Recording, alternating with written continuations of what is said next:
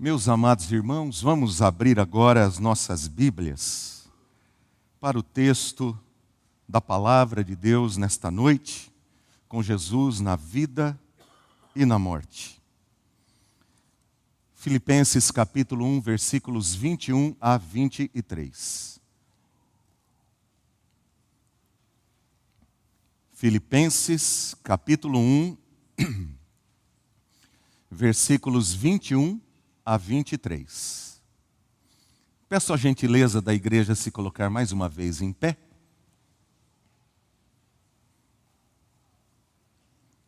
Lerei a palavra de Deus que assim nos diz: porque para mim o viver é Cristo e o morrer é lucro. Entretanto, se eu continuar vivendo, poderei ainda fazer algum trabalho frutífero. Assim, não sei o que devo escolher. Estou cercado pelos dois lados, tendo desejo de partir e estar com Cristo, o que é incomparavelmente melhor. Mas por causa de vocês, é mais necessário que eu continue a viver. Até aqui, queridos. Oremos ao Senhor mais uma vez. Bendito e amado Pai, graças te damos pela tua palavra. É em fraqueza, ó Deus, e total dependência do Senhor, que agora me entrego em tuas mãos, meu Deus, para trazer a palavra do Senhor aos meus irmãos. Debaixo do temor do Senhor, eu peço a tua sabedoria. E peço também, ó Deus, que o Senhor ilumine o entendimento dos meus amados irmãos, para que juntos possamos compreender a tua palavra e assim, ó Deus, recebermos dela o ensinamento, a força, a graça para vivermos sempre em comunhão com o Senhor. Em nome de Jesus. Amém. Os irmãos podem se assentar, queridos. No filme O Pior Vizinho do Mundo, o ator Tom Hanks, ele interpreta um personagem chamado Otto. Otto é um sujeito de uma certa idade, muito ranzinza, extremamente crítico, amargo, que não gostava de se relacionar com as pessoas. Conforme a gente vai assistindo o filme, a gente vai entendendo o porquê dele adotar aquele comportamento. Sua esposa, que era a sua âncora, o seu porto seguro, a razão da sua vida, ela contraiu câncer, depois, inclusive, de um acidente de ônibus que a deixou paraplégica. Ela contraiu câncer e ela vem a falecer. E ele perdeu a razão da sua vida, vontade de viver, propósito de viver. E diversas vezes ele tenta tirar a própria vida e nunca consegue. Pelo contrário, ele acaba salvando alguém. Cada vez que ele tenta fazer alguma coisa contra a sua própria vida. É interessante pensar nisso, né, queridos? O apóstolo Paulo, por exemplo, ele era também, antes de conhecer a Jesus, um homem extremamente religioso. E dentro da sua religiosidade, ele se tornou um homem bastante amargo. Um homem que achava que perseguindo outros, sendo extremamente julgador de outros, ele poderia prestar culto a Deus, inclusive matando pessoas. Ele entendia que se fizesse as coisas daquele jeito, para Deus, né? Dentro da sua religiosidade, ele estaria fazendo algo que Deus se agradaria dele. E ele se tornou um homem rude, um homem amargo. O centro da vida de Paulo era a sua religião e a lei. E assim ele viveu boa parte da sua vida, cheio de justiça própria. Até que um dia diz a palavra do Senhor que ele, indo para Damasco, com o objetivo e já com cartas também, assinadas pelo sumo sacerdote e pelo sinédrio, que era a maior autoridade legal em Israel, ele estava indo com aquelas cartas para prender cristãos e, se fosse o caso, até matá-los. E de repente, Cristo, de uma maneira sobrenatural, após a sua ressurreição, Jesus Cristo se manifesta a ele numa visão. E Jesus então se revela àquele homem, e a partir daquele momento a sua vida muda completamente. Jesus se torna a âncora, o porto seguro, a razão da sua vida. Como ele próprio vai dizer aqui para nós nesse testemunho maravilhoso que ele nos dá. Para mim, o viver é Cristo. Jesus Cristo tornou-se o centro da vida deste homem. A razão de tudo que ele falava, de tudo que ele fazia, era Jesus. Onde quer que Paulo fosse, ele ia por causa de Jesus. Todo o seu trabalho era voltado para Jesus. Tudo era para a glória de Jesus. Pensemos nisso, rapidamente. Para muitas pessoas, a razão da vida, por exemplo, é a família. Para outros é o trabalho. Para outros é a saúde. Para alguns a religião. Outros o lazer ou um vício qualquer. No caso de Paulo, a razão da sua vida era Jesus Cristo. Cristo, para mim o viver é Cristo. Ele percebeu, inclusive, que determinadas coisas às quais ele dava tanto valor, na realidade, eram valores que o impediam de se relacionar com Cristo, de se dedicar a Cristo, de conhecer a Cristo, de consagrar a sua vida a Cristo, mesmo que aquelas coisas, elas não fossem pecaminosas em si mesmas. Eram coisas boas, coisas positivas, mas que estavam entre ele e Cristo. E olha o testemunho que ele mesmo dá, por favor, deixa a sua Bíblia aberta aí em Filipenses, tá bom? Capítulo 3, versículos 7 a 11, sobre isso que eu estou falando. Dos valores que Paulo tinha. Versículo 7, capítulo 3, verso 7. Mas o que para mim era lucro, isto considerei perda por causa de Cristo. Na verdade, considero tudo como perda por causa da sublimidade do conhecimento de Cristo Jesus, meu Senhor. Por causa dele perdi todas as coisas e as considero como lixo para ganhar a Cristo e ser achado nele, não tendo justiça própria, que procede de lei, mas aquela que é mediante a fé em Cristo, a justiça que procede de Deus, baseada na fé. O que eu quero é conhecer Cristo e o poder da sua ressurreição, tomar parte nos seus sofrimentos e me tornar como Ele na sua morte, para de algum modo alcançar a ressurreição dentre os mortos. Paulo está dizendo, olha, tudo aquilo que eu dava tanto valor, que era tão importante para mim, antes de conhecer a Jesus, estas coisas foram gradativamente perdendo valor. E o efeito que aquelas coisas tinham sobre mim. Jesus Cristo tomou conta da minha mente, do meu coração, da minha alma. Ele se tornou meu prazer. E o desejo maior do meu coração era conhecer Jesus. Mesmo que eu trouxesse sofrimento, porque até o sofrimento iriam me identificar com Ele. E o prazer da minha vida está me identificar com Jesus. Queridos, Cristo trouxe à vida de Paulo razão. Jesus se tornou para Paulo o sentido e o propósito da sua vida. Ao ponto dele afirmar aos irmãos que estavam preocupados pela sua vida, exatamente isso. Ele diz, se eu morrer, quero dizer para vocês, vai ser um lucro para mim. Não tenho problema nenhum com isso, porque se eu partir, eu estarei com Cristo, que é incomparavelmente melhor. Para a minha vida já é para Cristo. Então, se eu partir, eu vou para Cristo. E nada mais vai estar entre eu e Ele. Nem a morte, absolutamente nada mais. Cristo é o grande prazer da minha vida. Cristo é o grande prazer da minha vida. Agora, por que Paulo diz isso aos irmãos? Porque Paulo estava preso quando ele escreve esta carta. Ele estava preso, ao que tudo indica, Ele foi preso em alguns lugares, mas ao que tudo indica, Paulo estava preso em Roma.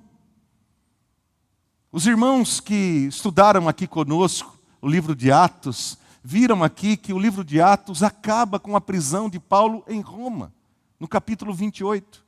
Paulo fica preso lá por 2 anos. Mas não é uma masmorra, não é um lugar terrível. Ele foi para um lugar assim antes da sua morte. Mas ele estava preso e vivendo numa casa alugada. Ele tinha um soldado romano sempre ali junto dele. E ele diz que isso se tornou uma grande oportunidade, inclusive, para ele poder testemunhar aquelas pessoas. Mas quem estava de longe não tinha o WhatsApp, né? Não tinha rede social, para o apóstolo Paulo postar as fotinhas dele ali, né? Colocar lá na rede social, irmãos, estou legal, viu? Estou beleza aqui, né? Postar junto do soldado, né? Ali junto, não tinha nada disso. E os irmãos estavam muito preocupados com ele. As cartas chegavam esporadicamente, era tudo muito difícil. Então ele escreve esta carta, que é chamada Carta da Alegria, para dizer a estes irmãos, queridos, eu estou muito bem. Eu estou muito bem, não fiquem preocupados comigo. Eu estou bem. E eu digo uma coisa para vocês. E se eu tiver até que morrer, eu já estou preparado para isso. Não fiquem preocupados, até porque para mim, morrer é lucro.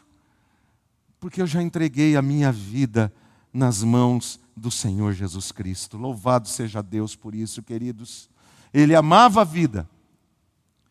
E a morte não lhe causava mais medo. Porque a vida dele se centrava naquele que ressuscitou dentre os mortos, que está vivo pelos séculos dos séculos e que prometeu a vida eterna a todos aqueles que nele creem. Ele sabia, queridos, que a vida dele pertencia a Deus e não cabia a ele, inclusive, fazer qualquer coisa contra si próprio. Eu leio novamente o versículo 24, voltando para o nosso texto do capítulo 1, que diz assim: mas por causa de vocês é mais necessário que eu continue a viver. Por que ele tem esse entendimento? Ele, para mim, o viver é Cristo, morrer é lucro. Talvez alguém já passasse pela cabeça, será que ele vai tirar a própria vida? Será que ele está pensando em tirar a própria vida? Não, queridos, de jeito nenhum. Porque isso, por mais lutas que nós tenhamos como servos e servas de Deus, ainda que Satanás nos ataque no momento de fraqueza, e de repente nós estejamos sem o capacete da salvação, porque a Bíblia Sagrada diz, o apóstolo Paulo nos escreve em Efésios no capítulo 6, tomai sobre vós toda a armadura de Deus, para vocês ficarem firmes contra as ciladas do diabo, contra todas as setas malignas que ele lançará sobre vocês. Se de repente, por algum motivo, nós tiramos o capacete da salvação, ou seja, mesmo como crentes, em algum momento, Satanás consiga fazer com que nós duvidemos da nossa própria salvação, queridos irmãos. Mesmo um crente pode correr o risco de pensar em tirar a própria vida. E o que dava esta certeza absoluta no coração de Paulo, para que ele não tomasse uma atitude assim, era a certeza da sua salvação em nosso Senhor e Salvador Jesus Cristo. Mas essa certeza da salvação, meus amados irmãos, não é algo que surge do nada. Não é algo que a gente mesmo estabelece para nós, na nossa própria mente, lendo livros e coisas dessa natureza. Você pode, inclusive, ler a Bíblia. E mesmo lendo a Bíblia, ainda assim você não ter a certeza da sua salvação. Porque não basta ler a Bíblia. Nós falamos hoje de manhã aqui, você precisa crer naquilo que você lê. Há muita gente que lê a Bíblia, que gosta de ler a Bíblia, mas que nem sempre crê naquilo que está escrito ali, que coloca em dúvida. E essa dúvida, meus queridos e amados irmãos, ela pode ser para nós um laço do próprio diabo contra a nossa vida. Então nós nunca devemos duvidar do amor, do cuidado e da providência de Deus. Nós podemos duvidar de nós mesmos. Duvidar da nossa própria fraqueza, duvidar da nossa própria fé, duvidar da nossa própria força. E, aliás, nós temos que duvidar, porque nós não temos força. E é por isso que nós temos que estar agarrados ao Senhor Jesus Cristo. Para mim, o viver tem que ser Cristo. Nós temos que estar agarrados ali nesta verdade bendita do Senhor. Então, Cristo era a razão da vida de Paulo. Aí, queridos, Paulo vai entender, quer eu permaneça aqui, quer eu parta daqui para o outro lado, eu estarei com Jesus. De qualquer jeito eu estarei com Jesus. De maneira alguma ele seria separado do Senhor. E toda pessoa que tem essa certeza, a certeza da sua salvação, o desejo do seu coração não é outro senão de estar com Cristo. Esse é o desejo de toda pessoa que tem certeza da sua salvação. Aí você já pode, inclusive, pensar, esse é o meu desejo? Eu desejo estar com Cristo.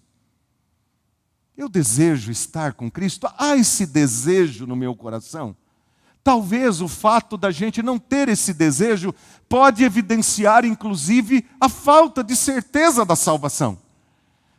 Porque se eu morrer, para onde eu irei? Se eu não sei para onde eu irei, que certeza eu vou ter? De que do outro lado eu vou encontrar a Jesus? Não poderei ter essa certeza. Essa certeza ela começa aqui, enquanto nós estamos vivos aqui. E ela é necessária para que quando nós atravessarmos os portais da morte, nós tenhamos absoluta convicção de que iremos com o Senhor Jesus Cristo. Exatamente porque o desejo do salvo, ele se harmoniza com o desejo do seu Salvador. Olha o que o Senhor Jesus Cristo disse em João capítulo 14, versos 2 e 3. Está escrito, na casa de meu Pai há muitas moradas. Eu vou preparar lugar para vocês, para que onde eu estou, vocês estejam comigo. Esse é o desejo de Jesus. É por isso que Jesus subiu, foi ao céu, para preparar lugar, para que onde Ele está, nós estejamos com Ele. Se esse é o desejo do coração de Jesus, que nós estejamos com Ele, o nosso desejo não pode ser diferente do desejo do coração do nosso Salvador. Então nós temos visto aqui que Jesus era o centro e a âncora da vida e da fé desse homem chamado Paulo.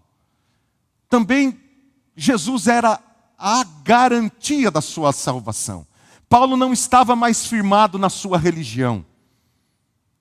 Ele percebeu que a sua religião não mudou a sua vida. Não mudou o seu interior, não lhe trouxe paz interior. Não lhe trouxe nenhuma certeza. Ele percebeu que mesmo que ele fosse um homem apegado à lei de Deus, a lei de Deus mais o condenava do que lhe trazia segurança. Porque cada vez que Paulo olhava para a lei do Senhor, ele ia ver algum ponto da lei que ele estava quebrando. Ele estava quebrando. E quando nós olhamos para a lei do Senhor, nós vemos isso também na nossa vida. Nós não somos capazes de guardar integralmente a lei do Senhor. Só Jesus Cristo foi. Só Ele foi obediente até a morte e morte de cruz. Só o Senhor Jesus. Por isso a nossa salvação está centrada na pessoa de Jesus. Jesus morreu na cruz exatamente para pagar o preço da nossa desobediência, dos nossos pecados. O que é o pecado? É a quebra da lei de Deus. E todos pecaram, diz a Bíblia Sagrada. Então a necessidade de Cristo se entregar no nosso lugar. E naquele dia que Jesus se apareceu a Paulo, se revelou a Paulo, Paulo creu no Senhor Jesus Cristo e ele abriu mão de todas aquelas coisas e se apegou a Jesus. Jesus era o centro da sua vida, Jesus era a garantia da sua salvação. Meus amados, todas as pessoas que morrem querem ir para o céu. Eu nunca vi ninguém dizendo no leito de morte, eu estou com uma vontade de ir para o inferno, rapaz, você nem imagina. Não vejo a hora de bater as botas e ir para o inferno. Você nunca ouve alguém falando assim. Todo mundo que está para morrer quer ir para o céu. Ninguém é tonto, né? Ninguém é bobo. Todo mundo quer ir para o céu. Mas a pergunta é a seguinte: qual é a garantia de que quando você partir daqui você irá para o céu?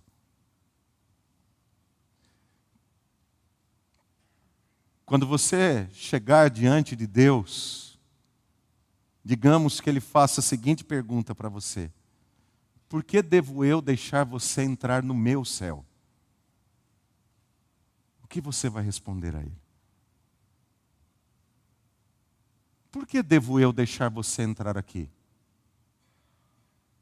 O que você apresenta para poder entrar aqui?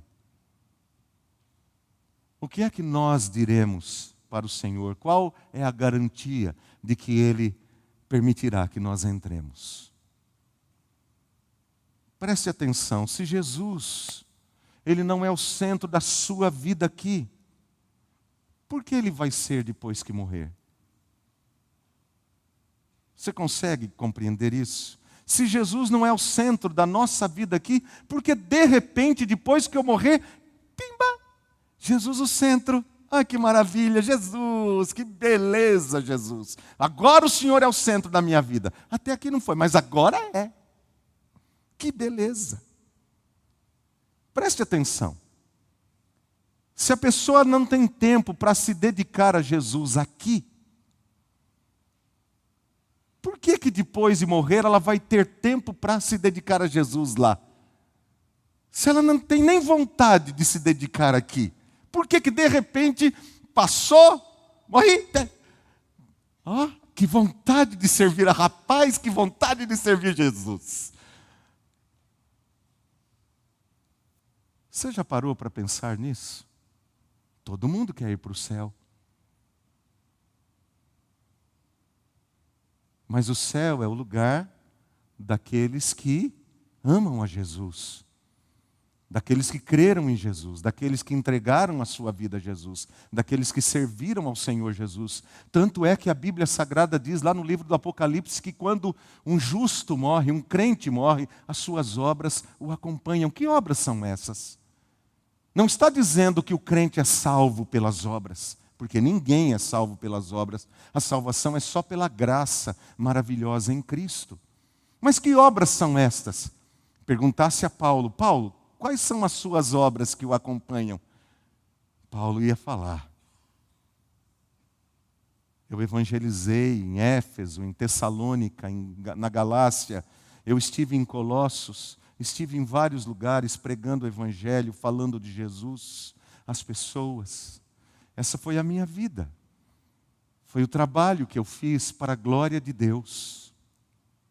E se Paulo ainda há mais alguma coisa, ele diria assim: eu também fabriquei tendas para me sustentar, e através do meu sustento, fabricando tendas, eu pude investir no próprio ministério para que eu pudesse falar de Jesus quando as igrejas não podiam me ajudar. Fui um fazedor de tendas, para que outras pessoas, através do meu trabalho, pudessem ter sido alcançadas por Jesus. Eu procurei investir a minha vida, o meu trabalho, o meu tempo, tudo que eu fazia, para a glória do meu Deus. Porque Jesus é o centro da minha vida. Eu não sei se você já leu, por exemplo, o Novo Testamento. Algum evangelho. Vamos pensar em algum evangelho. Talvez você já tenha lido o Evangelho de Mateus, ou de Marcos, ou de Lucas, ou de João. Um dos 4 evangelhos, ou quem sabe você lê os 4 evangelhos.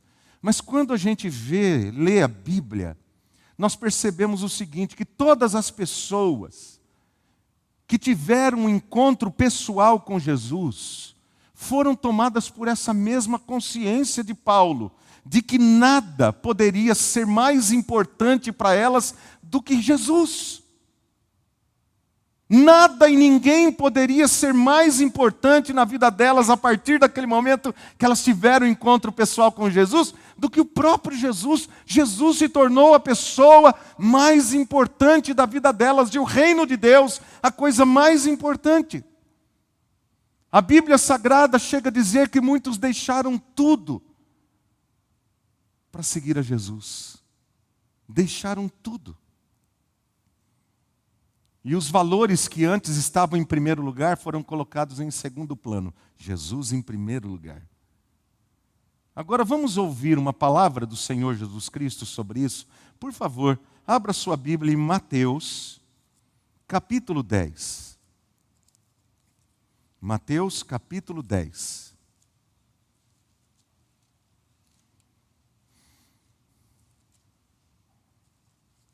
Versículos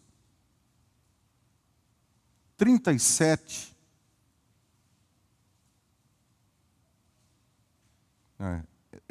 37, isso, 37 a 39. Os números estão começando a ficar muito pequenos. Também a minha Bíblia é pequenininha, viu, irmãos? É bem pequenininha.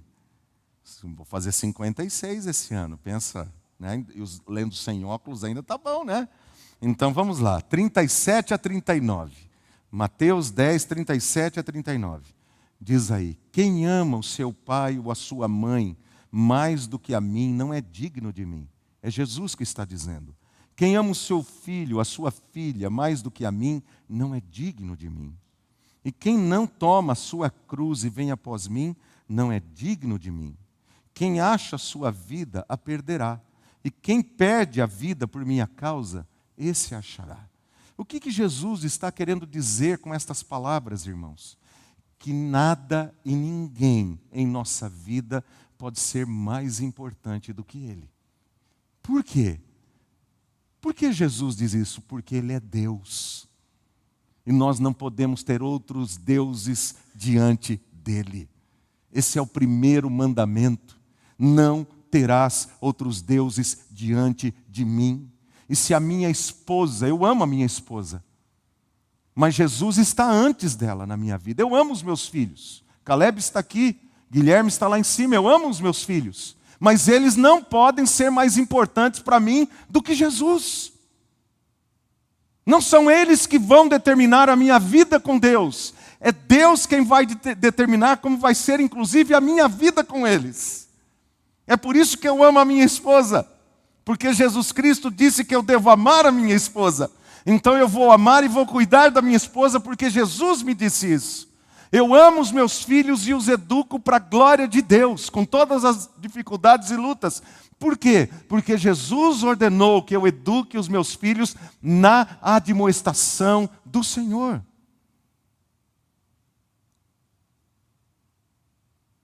Quando Jesus se torna o centro, nós amamos melhor. Porque nós amamos exatamente como Ele manda, não é como o mundo manda, não é como eu acho, mas é como Deus diz. Muda todo o padrão das coisas, fica muito mais sério, muito mais profundo. Então Jesus começa a definir a minha vida. A verdade e a mentira, a honestidade e a desonestidade. É Jesus que vai definir os meus negócios, tudo que eu faço na minha vida. É Jesus. Não terás outros deuses diante de mim. Jesus é mais importante do que o seu cônjuge. Jesus é mais importante do que os seus filhos, do que o seu trabalho, do que o seu lazer, do que o seu vício. Qual é o Deus que nós vamos encontrar depois que nós partirmos daqui? É o Deus que nós servimos e amamos. Se eu amei a Jesus aqui, entreguei a minha vida a Ele, consagrei a Ele, quando eu partir daqui, eu vim me encontrar com Ele. Para mim, o viver é Cristo. Então, quando eu morrer, eu vou me encontrar com Cristo. A minha vida pertence a Cristo. Quando eu sair daqui, chegar lá, vou me encontrar com Ele em definitivo. Mas e se o meu Deus for o meu negócio?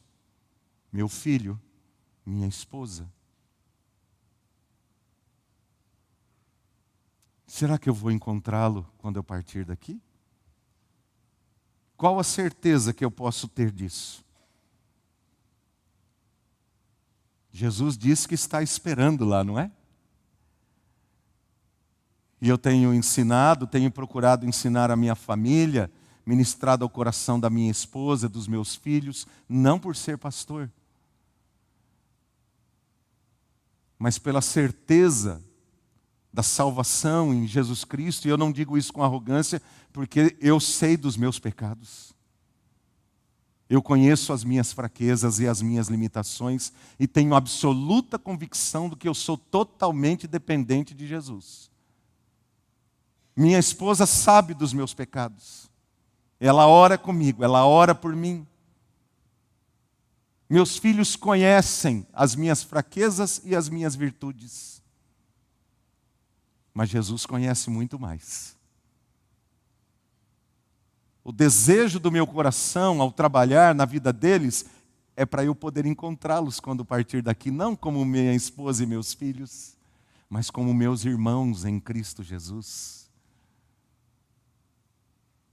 Mas para isso, eu, ela e eles precisam entregar a vida ao Senhor Jesus. Ninguém vai ser salvo por ser filho de crente. Minha esposa não vai ser salva porque ela é casada com o pastor. Meus filhos não vão ser salvos porque eles são filhos de pastor.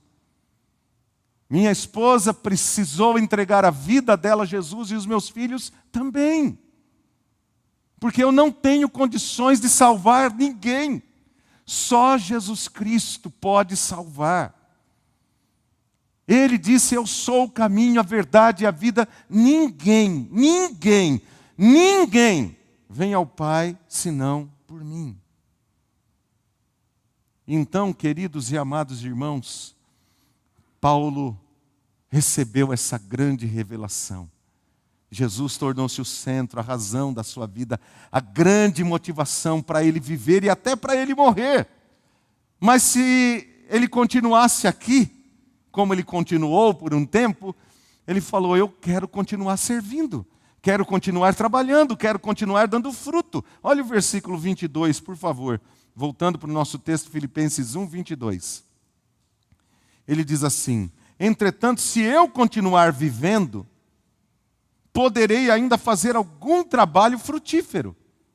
E depois do versículo 25 ele vai dizer: e convencido disso, estou certo de que ficarei e permanecerei com todos vocês, para que progridam e tenham alegria na fé.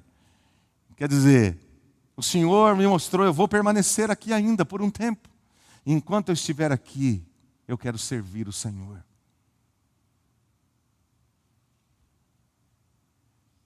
Uma vez um pastor estava dando aula para a gente, e ele contava a respeito de um grande teólogo, um dos grandes teólogos do século XX. E esse homem já velhinho, muito velhinho, grande professor, escritor de teologia sistemática, lá na Europa. E esse homem, quando estava bem velhinho já, lá na Alemanha, a grande maioria nem sequer o conhecia, que o seu tempo já tinha passado. Talvez alguém já tivesse até lido um livro dele, mas não conhecia pessoalmente. Mas ele queria servir a Deus. Mesmo na sua velhice, com todas as limitações que ele tinha, ele pediu aos diáconos da igreja: será que eu posso ficar aqui com vocês e entregar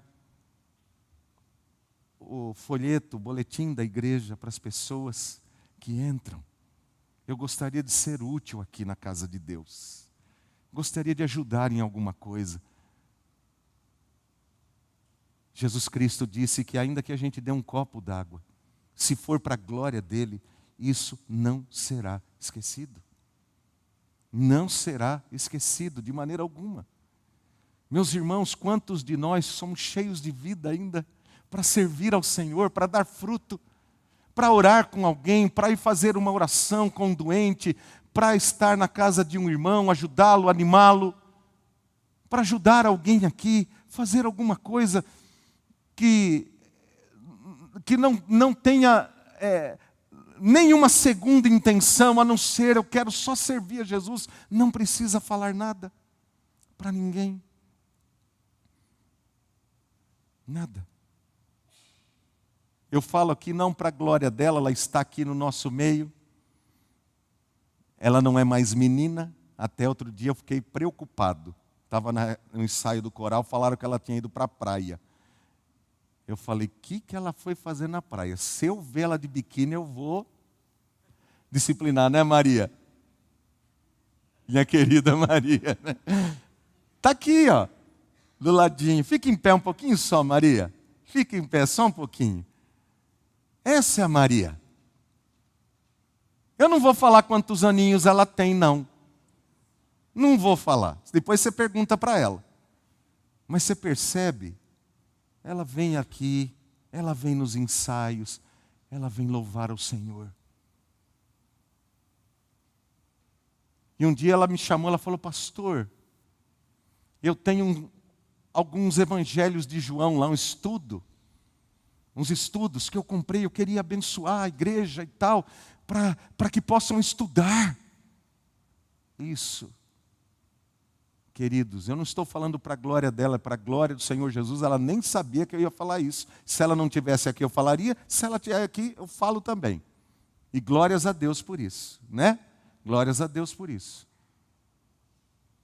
É quem tem o coração voltado para o Senhor. O tempo passa, mas não muda a motivação, porque Jesus é o centro.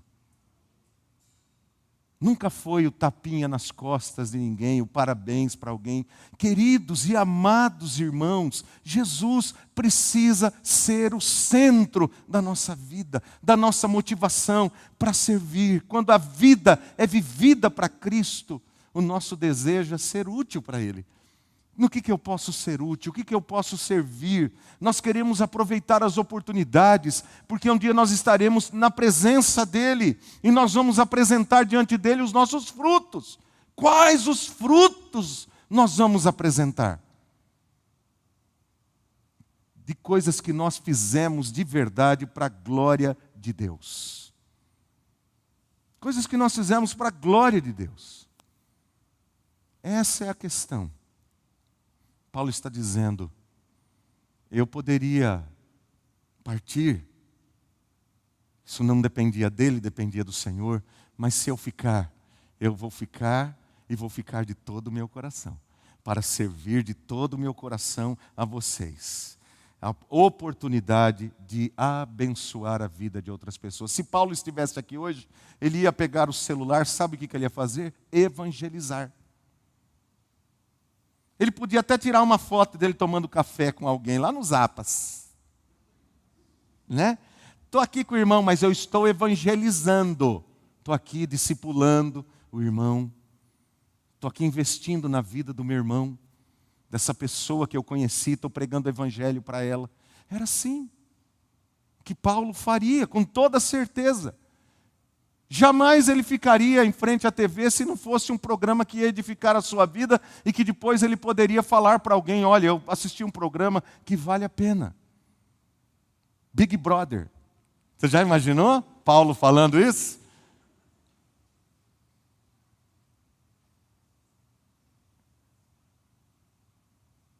Pense nisso.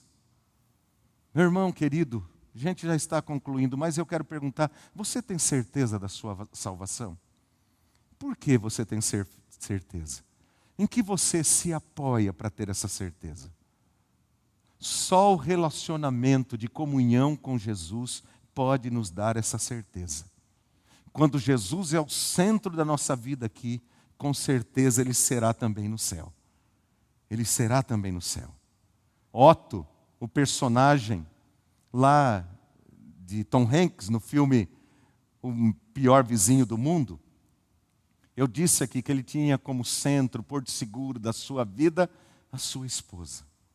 Quando ela morreu, ele se tornou uma pessoa amarga, uma pessoa que não gostava de pessoas, uma pessoa sem propósito de vida. E ele queria morrer também. Queria ser enterrado com ela. E tentou suicídio várias vezes. Até que mudaram-se novos vizinhos de frente para a casa onde ele morava. Uma família mexicana. Marido, esposa e 2 crianças, e a mulher estava grávida. E ela era uma graça, uma pessoa cheia de vida. E ela começou a incomodá-lo, e ele mesmo daquele jeitão dela, chutando ela para cá, chutando ela para lá, e ela ali ia atrás dele, ia atrás dele, ia atrás dele. E por amor, a dedicação dela pela vida dele começou a quebrar o coração dele. E ele passou a servir aquelas pessoas, começou a amar as pessoas. A vida dele ganhou um novo propósito. Ganhou tanto propósito que até inclusive depois da morte, ele pôde abençoar aquelas pessoas com os recursos que ele conquistou durante a sua vida. Essa é a vida de um crente. Não é que o Otto era crente, mas é a vida de alguém que vive para a glória de Deus, como o apóstolo Paulo. É viver com propósito, é viver para a glória de Cristo, é viver com a certeza da salvação, com a certeza de que se eu ficar aqui, vou continuar servindo, se eu partir, vou continuar com Cristo, então aqui e lá, eu estarei para sempre com Ele, viver e morrer, Cristo vai ser sempre o centro da minha vida. Quando Jesus entra em nossa vida, Ele se torna o centro. Nós somos tomados de amor por Ele. Nós somos inundados de certeza do seu amor por nós. E essa certeza nos impulsiona a servir, a dar frutos, a viver com propósito, a termos a certeza de que ao partir nós estaremos para sempre com Ele. Queridos, e o que Paulo nos ensina aqui é exatamente isso, que nós devemos estar preparados tanto para viver bem, quanto para morrer bem, como crentes. Nós devemos estar preparados tanto para viver bem, quanto para morrer bem, porque quer vivamos, quer morramos, somos do Senhor. É o que Paulo escreveu numa das suas cartas. Portanto, quer vivamos ou morramos, nós somos do Senhor. Pare de viver com medo, entregue a sua vida a Jesus. Pare de viver centrado em si mesmo, centre a sua vida em Jesus, entregue a sua vida a Jesus Cristo. Que Jesus seja o centro. Ele vai colocar as coisas em ordem na sua vida. Que Deus nos abençoe em nome do Senhor Jesus Cristo. Ah, queridos, que lugar maravilhoso será o céu. Lugar de encontro com pessoas que amamos e que partiram, não todas, porque o céu é lugar daqueles que partiram com Cristo. É o que a Bíblia Sagrada diz. Ninguém pode entrar no céu sem Cristo. Jesus conta uma parábola de uma grande festa que foi dada. Todos receberam vestes adequadas para irem à festa. Mas lá no meio da festa descobriu-se alguém que estava sem as vestes adequadas que foram dadas pelo rei. E diz a parábola contada por Jesus que eles tiram aquele homem da festa e o lançam para fora de lá. Ninguém pode entrar no céu com a sua justiça própria. Nós só podemos entrar no céu com a justiça de Cristo. A justiça de Cristo é que cobre, são as vestes que cobrem a nossa vida, porque nós não temos o que oferecer para Deus. É Cristo que já ofereceu, e por meio dele nós podemos entrar na presença do Senhor. Meu amado, entregue sua vida a Jesus. Essa mensagem é para mim, é para você, é para todos nós, para que Jesus se torne o centro da nossa vida. Jesus, Jesus, somente Ele, Jesus. Tinha uma família